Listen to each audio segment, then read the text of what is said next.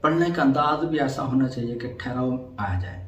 بعض لوگ نا بہت جلدی جلدی پڑھتے ہیں تو بس وہ کہتے ہیں یا عالم تعلم کا پتہ بھی نہیں چلتا کہ یا عالم نہ پڑھ رہا ہے کہ تعلم نہ پڑھ رہا ہے.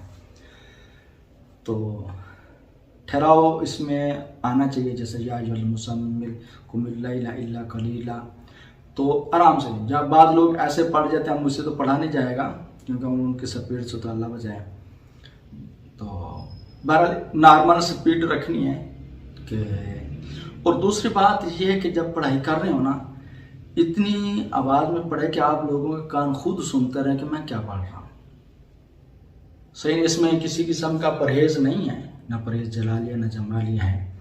صرف ایک یہ ہے کہ جگہ اور وقت کی پابندی کریں.